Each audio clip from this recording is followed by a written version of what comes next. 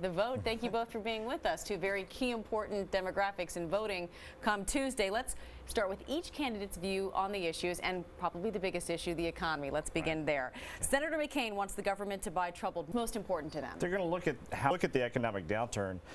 They are so incredible debt. If they're lucky enough to go to college, they're graduating. Let's talk about another big issue, and that is health care. Senator Obama is proposing universal. If the voting bloc, the Boomer Plus voting bloc, cares about health care, but what's most important to them? It's three things. It's coverage, it's quality. Okay, the next issue that's really taken off this campaign is energy to energy. Yeah, so young people. Pretty big issue here in this campaign season, and that is Iraq and the war on terror. First, this is that timeline for withdrawal, which he calls a surrender. Mark, you're a veteran of the war with Iraq, we should mention. What do the Boomer Plus voters want to hear from a candidate on this issue? Well, this is a pleasure. And remember to stay with NBC, MSNBC, and MSNBC.com for complete coverage on Election Day. Our special primetime coverage on election night begins at 7 p.m. Eastern, 6 Central.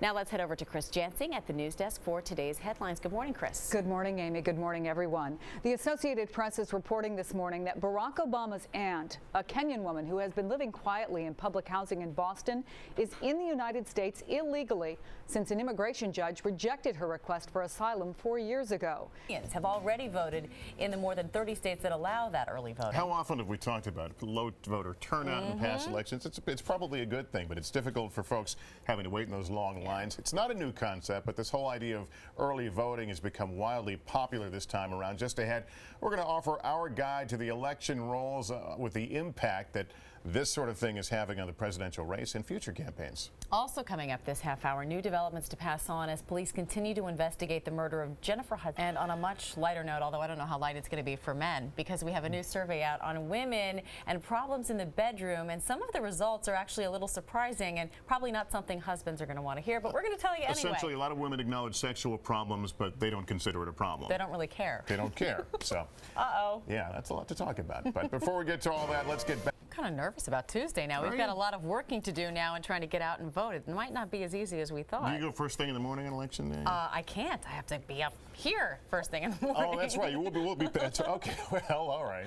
Maybe in the afternoon, and I'll be waiting in some long lines. Because I usually go in the morning. It's usually quite crowded. A lot of people going to work. All right. Let's get a check of the forecast from Janice Huff for both sexes. Good morning to both of you. Good morning. All right, Dr. Raj. So almost half of women in America say they have a problem in the bedroom, but the more startling number, I think, is that all of them say they really don't care. It doesn't really matter to them. So what kind of problems are we talking about? Lack of interest? Well, the study looked at a variety of sexual problems, including issues with arousal, difficulty achieving orgasm, but the most common problem was lack of or low sexual desire. How do you even establish that it is a problem? Does your husband say, hey, what gives? I mean, how does this all come about? Just about you. For you, it may not be a problem at all, but and your clearly partner. sex has a big impact on a relationship, or the lack thereof. Dr. Marvin Gaye said it the best. Sexual healing is good for me and it's good for you. So it's something that I think is... Dr. Raj, the emotional lack of interest, we should mention, could actually be a real medical, physical problem. How do you know when you need to see somebody about it as a woman? Because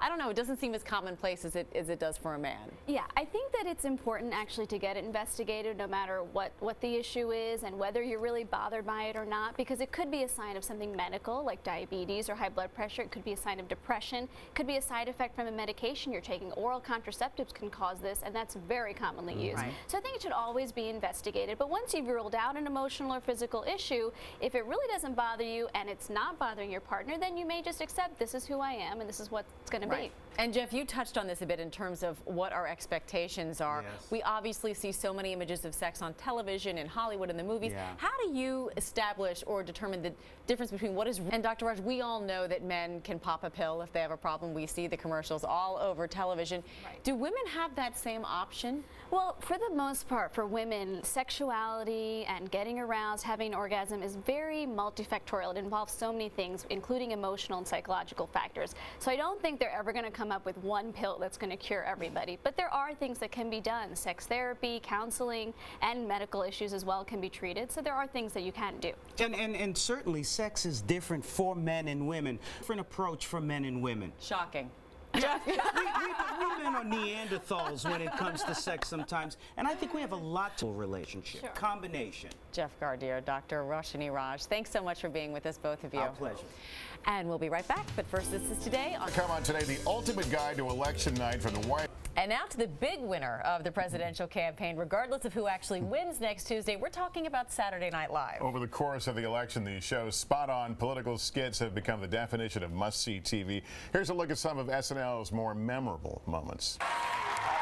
Reminder to catch Saturday Night Live tonight, 11:30. We're going to stop by tonight. I'm very excited about that. Still to come, could you be addicted to food? How to tell and where to get help. But first, You know what lots of people do the day after Halloween? They clean. That's because some of the fun can lead to smashed pumpkins, eggshells, and toilet paper. Lots of hijinks. yeah, and Lester, I understand that Halloween mayhem spilled over into the NBC studios. Take a look. Oh, you dressed up for Halloween in toilet paper. I did. That's nice. That stuff doesn't really happen around here. We're all pretty normal people. So. Oh, it's still in No, there. it was all just shtick. That's a little disturbing. You didn't shower? Different suit, different suit. We'll be right. I think we all know what Amy went for as Halloween. You were cute. Oh, yes. Well, you know what? I never have people, but I actually had handlers for my hair. I had 2 people following me around, constantly keeping my braid from twisting. And look at you. What were you dressed as? I was dressed as. In fact, I was on the elevator. Someone said, "Are you Lester Holt? You just dress up like Lester Right. Holt." Yeah. We called you the sexy news hunk. That was your costume yesterday. Folks, I was in makeup when the project started to put you into Rapunzel. Wow, it was like a factory. It was in an there. effort. All right. We'll be right It back. all worked. This is Today on NBC.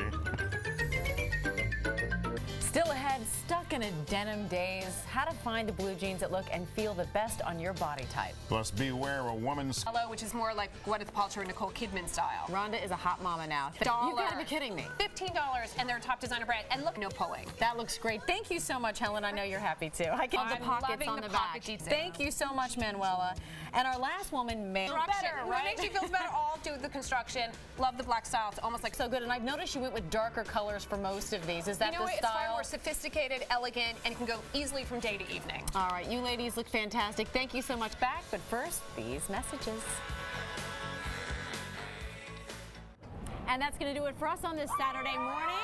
Our thanks to Janice Huff and Chris Jansing for helping us out today. And tomorrow we're going to be talking about election withdrawal. A lot of people have been invested in it, and it's going to be kind of weird after the election. And what will we What do? will we talk What about? will we talk about around the water cooler? Also, don't forget to set your clocks back 1 hour tomorrow, daylight saving time. I'll see you back here for NBC Nightly News a bit later on. Until then, so long, everybody, and thanks for watching. Have a great weekend.